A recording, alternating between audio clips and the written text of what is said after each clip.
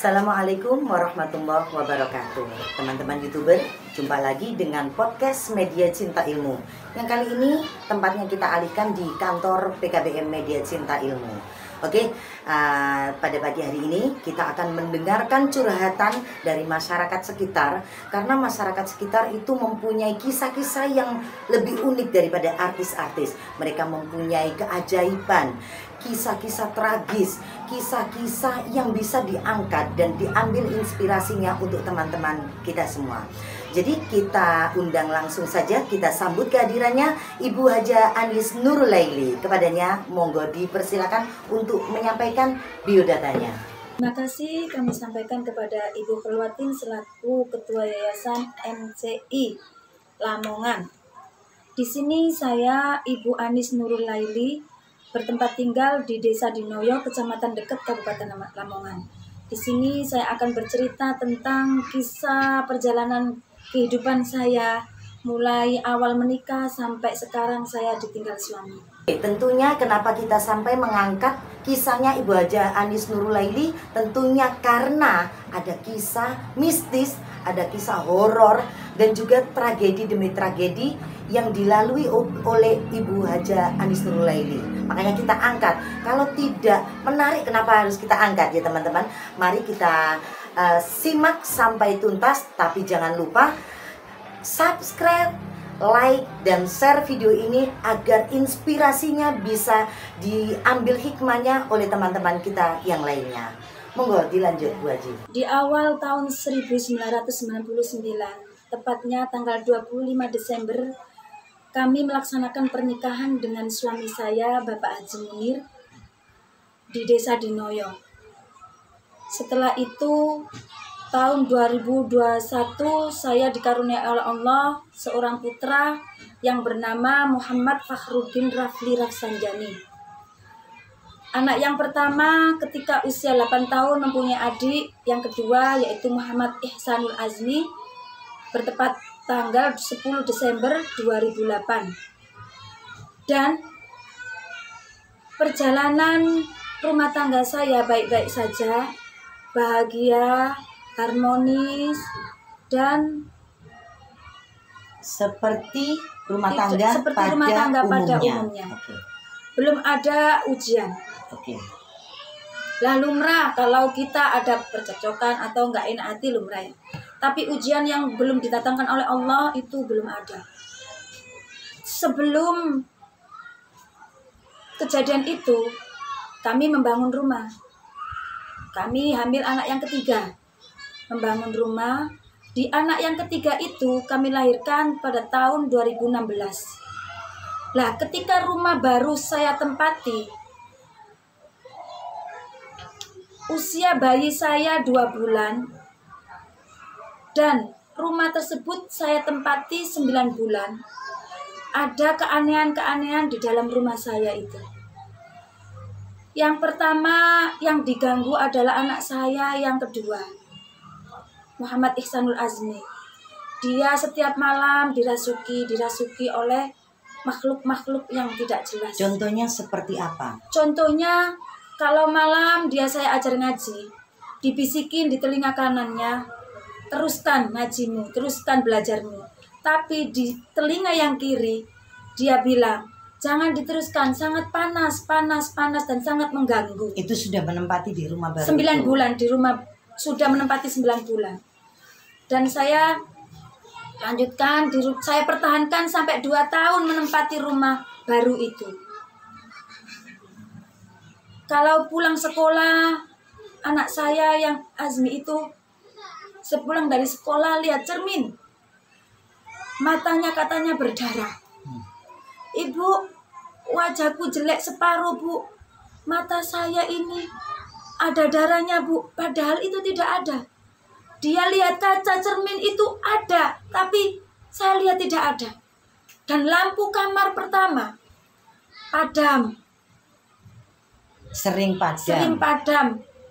Terus makan kembali, padam lagi. Terus anehnya jam 12 malam, bel rumah yang ada di pintu pagar itu berbunyi sendiri. Ketika aku buka bunyi pagar tersebut, tidak ada orang. Itu sering, bahkan setiap malam itu. Tapi saya bertahan di situ karena itu adalah rumah saya. Terus yang paling miris adalah anak saya yang kedua itu berangkat ke sekolah. Sudah naik sepeda dibonceng sama abahnya. Itu turun dari sepeda motor, tasnya dilempar, seragamnya dilepas semuanya, nggak mau sekolah. Karena ingin ikut bapak ibunya yang katanya bukan saya. Katanya bukan abahnya. Bukan abah ini saya ikut abah saya. Jam 12 malam, enak-enak tidurnya, dia terbangun dan ingin keluar dari rumah. Itu anak yang nomor berapa? Yang nomor 2 itu diganggu terus ya. Berarti yang ingin ikut pulang, ikut abah dan ibunya yang mungkin itu sosok lain ya? Iya. Itu juga anak yang nomor 2? Iya, nomor 2. Terus selang waktu ikhtiar saya ke kiai, ke paranormal, ikhtiar saya setiap minggu saya adakan rutinan sholawat, saya ajarkan istighosa, bahkan orang khatmil Quran itu bermalam di rumah saya itu setiap minggu. Lah anehnya, kalau setelah khatmil Quran, anak saya yang diganggu itu malah menjadi-jadi. Dan berikutnya yang anak pertama saya juga dibisikin. Itu berada di pondok, disuruh pulang. Kamu pulang. Suruh pulang. Kamu pulang. Ya penghuni yang ada di rumah saya itu membisikin anak saya yang di pondok yang pertama itu. Terus berjalan dengan waktu. Yang ketiga ujian saya, anak saya yang ketiga, putri saya yang ketiga, Adibatus Sakilatus Saidah, sering kejang. Setelah itu ujian abahnya kena stroke. Setelah anak saya yang Adiba itu kejang sudah sembuh, abahnya stroke, langsung nggak bisa bicara, nggak bisa jalan. Itu masih menempati di rumah? Di rumah itu saya pertahankan 1 tahun untuk menempati rumah. Memang itu cita-cita suami saya untuk membuat rumah yang diidam-idamkan sendiri. Setelah suami saya itu stroke, anak saya yang bayi 20 bulan, saya diuji Allah lagi. Anak saya yang putri tadi sakit leukemia, kanker darah. Dan akhirnya saya memutuskan untuk vakum di rumah, merawat anak dan merawat suami. Suami dalam keadaan stroke, yang tidak bisa bicara, yang tidak bisa jalan, sambil merawat anak yang kena kanker. Itu masih di posisi rumah yang iya, posisi rumah yang baru. Sebelum dilanjutkan, saya mau tanya, rumah tersebut itu beli di perumahan atau tanah kosong yang dibangun rumah atau bagaimana itu? Dulu itu kan ya namanya ada tambak. Oh, tambak. Dibeli sama suami saya, terus diuruk. Terus tambak itu kan mungkin teman-teman YouTuber tidak tahu bahwasanya tambak itu adalah tempat penampungan ikan. Kalau di sini tuh ada tambak, ada sawah. Kalau sawah itu buat untuk yang padi-padi, tapi kalau tambak itu adalah untuk menanam ikan ya. Membenihkan ikan itu. Nah, posisinya tambak itu masih seperti kolam. Jadi kalau membuat rumah yang tanahnya itu bekasnya tambak, harus dikasih tanah, diuruk. Kalau bahasa Jawanya itu diuruk sama tanah sama pedel, baru bisa dipendasi, dikasih pondasi, didirikan rumah. Itu beli orang. Berarti rumah tersebut bukan rumah jadi, melainkan tanah yang mana itu tambak diuruk ya. Terus diuruk, terus membangun rumah. Saya sampai bertahan menempati rumah itu 2 tahun. Setelah tidak ada perubahan, ikhtiar saya ke dokter, ikhtiar saya ke para Pak Yai, juga ke paranormal untuk membersihkan rumah itu. Bahkan malah lebih parah, lebih parahnya itu ya itu tadi, setiap malam ada gangguan-gangguan, ada kayak orang jalan di atap rumah, di kamar atas, lantai atas itu ada kayak anak lari-lari gitu. Terus akhirnya saya memutuskan untuk pindah ke Dinoyo dan rumah tersebut saya kontrakkan. Dikontrakkan juga gitu, 3 bulan nggak kerasan orang yang menempati itu. Jadi Nggak penghuni rumah tersebut tidak mengganggu keluarganya Bu Kaji sendiri, tapi dikontrakan juga tetap Iya, diganggu. tetap diganggu. Oh, iya. Sampai orang Bandung yang bikin tas itu juga nggak kerasan, hanya 1 minggu bertahan di situ. Terus Kaji ini pindah ke rumah orang tua. di Dinoyo. Anak sama suami diboyong ke Dinoyo. Nah, selama 6 tahun saya merawat suami, saya merawat anak-anak. Yang ketika anak saya pertama itu masih mondok di Suci kelas 3, yang kedua masih kelas 2 naik kelas 3 di Mius, yang bayi itu juga masih bayi usia 20 bulan itu saya yang semestinya harus mengerjakan aktivitas pagi ngajar, sore ngajar di Dinia, di TPQ, saya lepas, saya ngabdi ke keluarga. Ya. Mohon maaf, tadi itu suaminya kan stroke. Iya. Nah, awal stroke-nya itu karena apa? Jatuh atau bagaimana itu? Awal stroke-nya itu suami saya kan simpan kayak kolesterol tinggi, kayak asam urat juga, kayak tensi juga. Ya enggak tahu, bangun dari tidur siang, itu mau sholat zuhur pas waktu liburan 1 Muharram. 1 Muharram libur sekolah, mau melaksanakan sholat zuhur, bangun itu sudah teriak-teriak, nggak bisa bicara, he. Dia tidak bisa bergerak. Tiba-tiba bangun dari tidur langsung berat untuk bangun. Nah, ikhtiar apa saja yang sudah dijalani Ibu Haji untuk mengikhtiarkan suami sembuh? Mulai dari medis sampai ke paranormal dan ke Surabaya Rungkut itu adem panas itu yang masuk JTV itu loh. Adem panas di situ suami saya dirawat selama seminggu, menginap di sana sekeluarga sama anak saya. Dan selang 2 tahun suami saya itu malah kena diabetes dari stroke-nya itu. Saya ke Prof. Askandar Surabaya. Saya tidak pakai BPJS karena apa? Suami saya kasihan. Kasihannya gini. Tidak ada perubahan. Di BPJS itu ada obat, tapi saya minta untuk menebus sendiri. Saking kepingin sembuhnya. Pulang pergi ke Surabaya, yang menangani 3 dokter di Lamongan di Pak Gunadi dan Pak Irawan. Di Surabaya di Prof. Askandar, tepatnya di Jalan Dharma Husada Indah. Sampai sebegitunya. Iya. Saking kepinginnya suami sembuh. Dan ikhtiar untuk membersihkan rumah pun masih tetap dijalankan. Tetap saya jalankan. Ke paranormal ke kiai-kiai juga. Saking mempertahankan untuk menempati rumah itu, karena itu. Terus kemudian jawaban dari ikhtiar tersebut, apakah memang karena dari tanahnya atau bagaimana jawabannya? Ada yang mengatakan karena dari tanahnya juga sudah dikasih kayak tumbal gitu loh.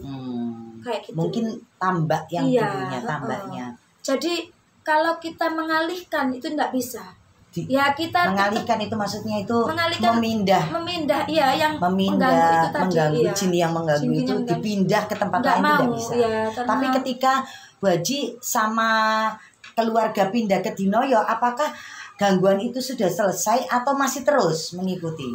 Ketika saya pindah ke Dinoyo, anak saya yang terganggu itu kan kelas 3 MI ya, naik kelas 3 MI. Itu saya pindah ke Dinoyo kelas 5.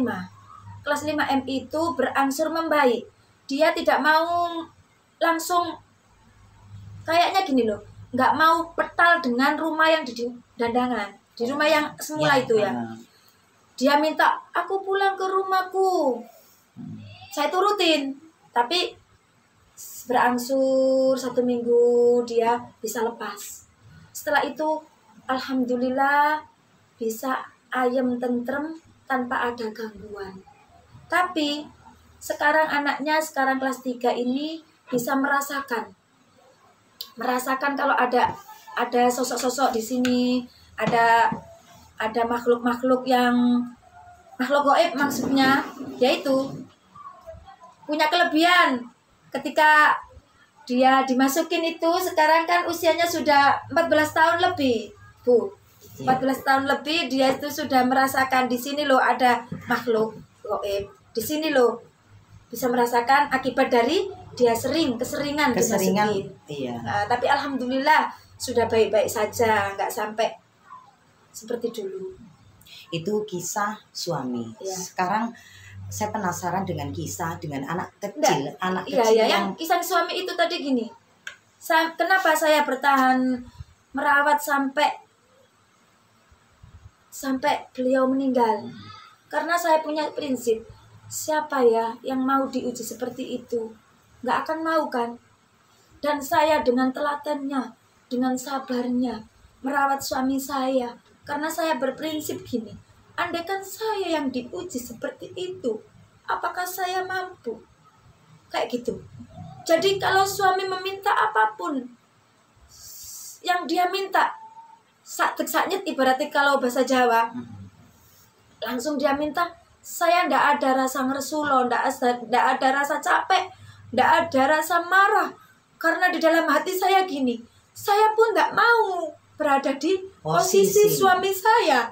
Jadi saya ladeni seikhlas saya, sesabar saya, yang saya lakukan dengan seberat-beratnya. Mudah-mudahan almarhum diberikan tempat yang layak. Amin, amin. Dan diampuni Mudah-mudahan semua dosa-dosa yang saya lakukan meladeni suami saya diterima juga sama Allah. Ya. Diganti dengan Bu Haji juga diberikan kekuatan untuk merawat 3 anak amanah titipan dari abahnya. Ya. Terus berselang ditinggal abahnya, saya melanjutkan merawat anak-anak saya. Yang saya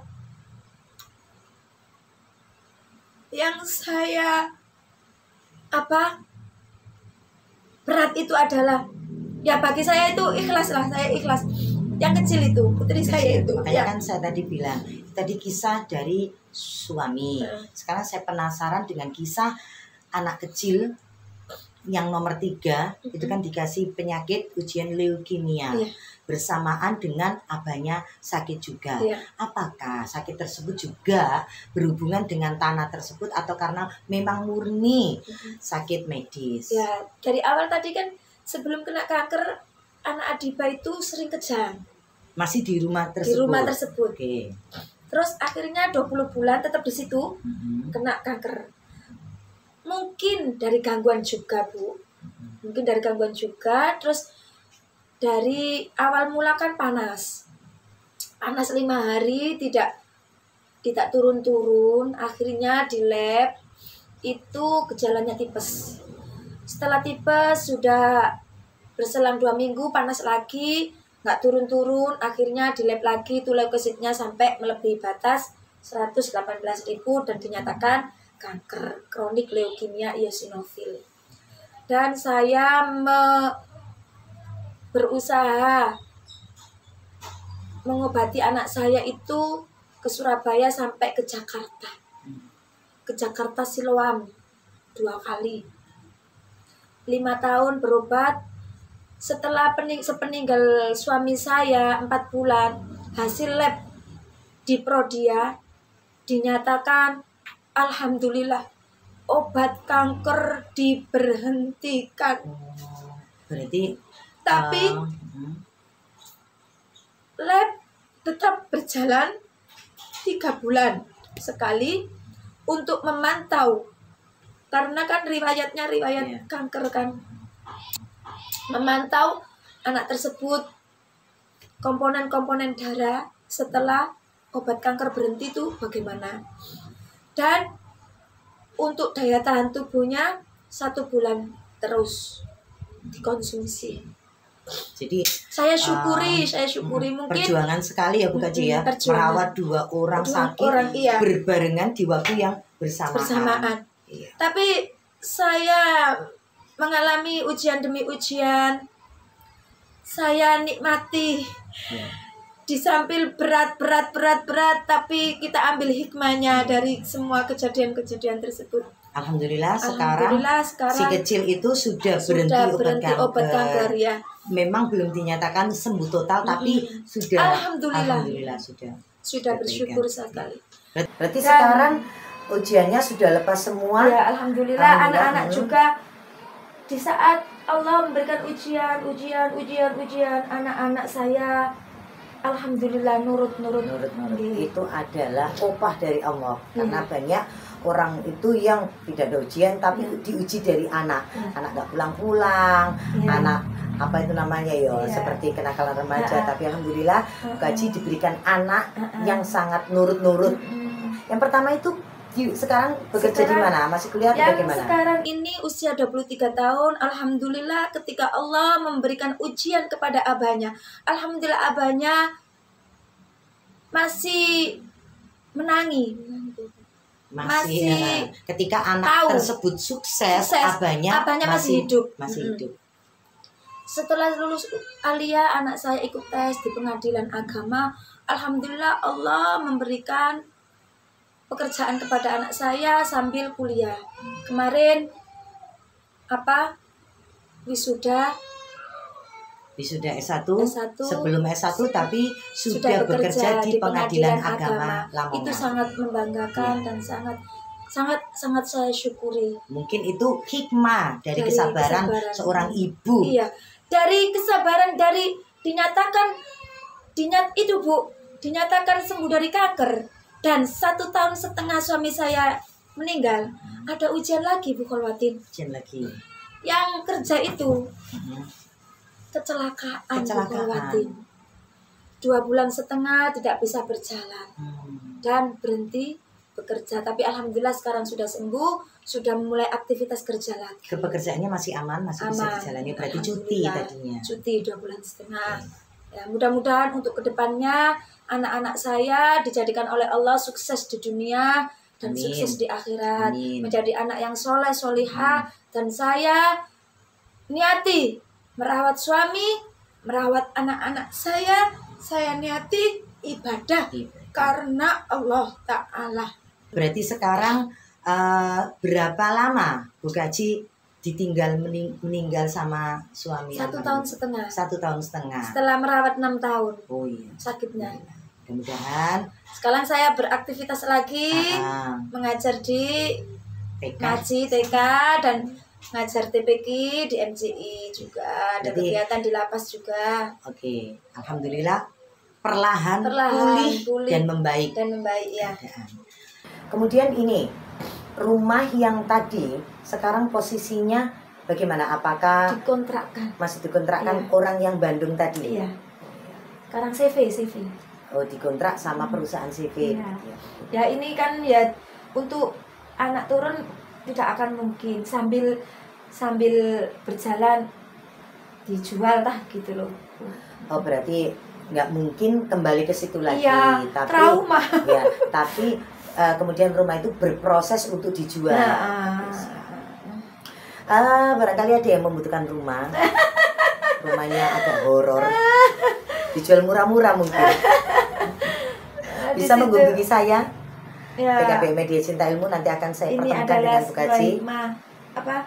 Perjalanan anak manusia menjalani takdirnya Allah. Yang dulu suka gembira bersama suami, perjuangan sendiri sampai sukses anak yang pertama. Alhamdulillah. Tinggal menjadikan dia berumah tangga belum. Berarti sekarang berapa lama Bu Kaji ditinggal meninggal sama suami? 1,5 tahun. 1,5 tahun. Setelah merawat 6 tahun. Oh iya. Sakitnya. Mudah-mudahan. Sekarang saya beraktivitas lagi, mengajar di ngaji TK dan ngajar TPQ di MCI juga, ada Jadi- kegiatan di lapas juga. Oke, alhamdulillah perlahan, Perlahan pulih dan membaik. ya. Pertanyaan yang terakhir mungkin, ya, pertanyaan apa? apakah Bu Kaji sudah siap menerima atau membuka hati karena pesakitannya sudah lama sekali ya teman-teman ya. Barangkali setelah suami meninggal, mudah-mudahan suaminya diberikan ketenangan di alam sana. Amin. Dan ada mungkin Bu Kaji ada niatan untuk membuka hati agar ada teman untuk merawat anak-anaknya, mengantarkan anak-anaknya menjadi orang-orang yang sukses. Barangkali Bu Kaji sudah bisa membuka hati. Bagaimana ini? Kalau sudah bisa membuka hati, saya buka biru jodoh di sini nanti. Untuk hal itu memang kalau cerai meninggal itu sulit ya untuk melupakan itu anak-anak.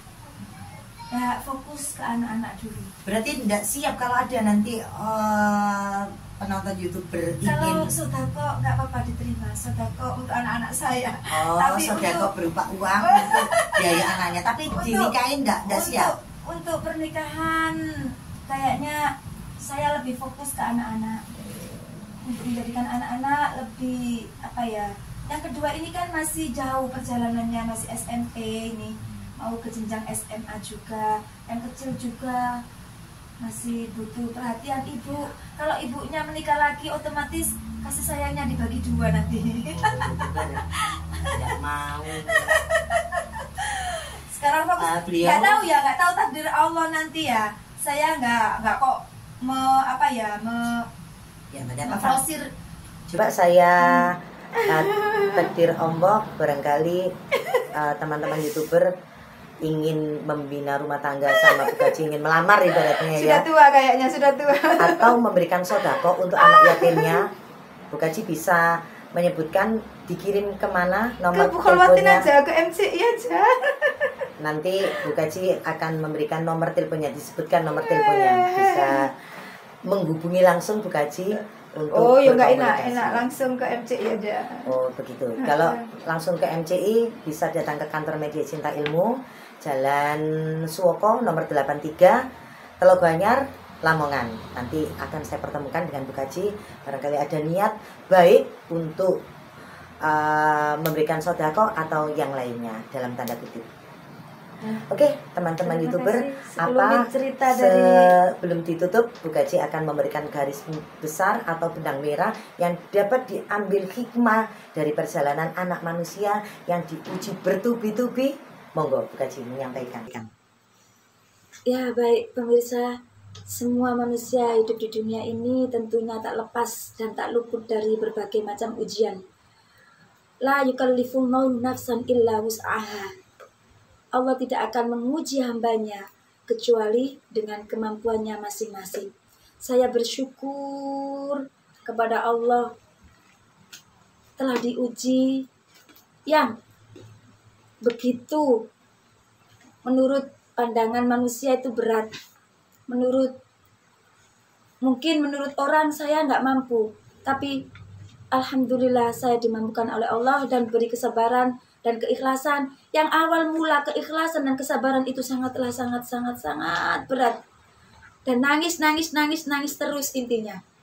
Tapi dengan kejadian-kejadian tadi saya bisa melewatinya. Alhamdulillah sekarang saya bisa mulai tersenyum karena anak saya sudah mulai pulih, membaik dan mempunyai anak-anak yang nurut-nurut. Mudah-mudahan kedepannya nanti saya ditakdirkan oleh Allah.